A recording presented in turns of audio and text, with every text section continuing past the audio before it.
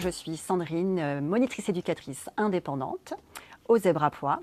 Ma collègue et moi-même accompagnons donc des personnes en difficulté et en perte d'autonomie. Aujourd'hui, je vais vous présenter les règles du jeu Code Couleur, qui est un jeu des éditions Smart Game, qui est un jeu de logique, de réflexion, de reconnaissance des formes et des couleurs.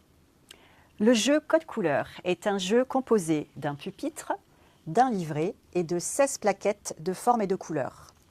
Le but du jeu est de reproduire les figures illustrées sur le petit livret qui est à votre disposition. Il est composé donc de différentes figures de différents niveaux. Pour commencer, le niveau le plus facile, c'est le niveau starter. Et plus vous avancez dans le livret, plus la difficulté augmente. Pour ce faire, par exemple, je prends la première figure.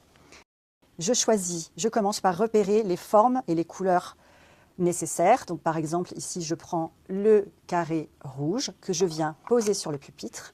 Ensuite, le carré orange que je viens mettre par-dessus. Et là, nous nous retrouvons avec la même figure correspondante au livret. Plus vous avancez donc dans le livret, plus le niveau augmente. Je vous montre. Vous allez donc jusqu'au niveau le plus difficile, Master. Vous avez à la fin du catalogue, pour les figures qui sont un peu plus compliquées à réaliser, même pour toutes les figures, vous avez donc du coup les solutions possibles.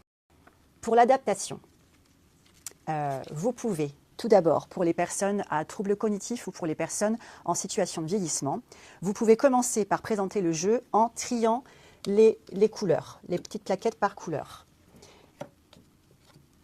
Ainsi, elles repèrent plus facilement les couleurs. Par rapport à l'adaptation, donc là, par rapport aux personnes en situation de vieillissement ou par rapport aux personnes qui ont des troubles cognitifs, vous pouvez commencer par trier les plaquettes pour que ce soit plus facile à repérer pour elles.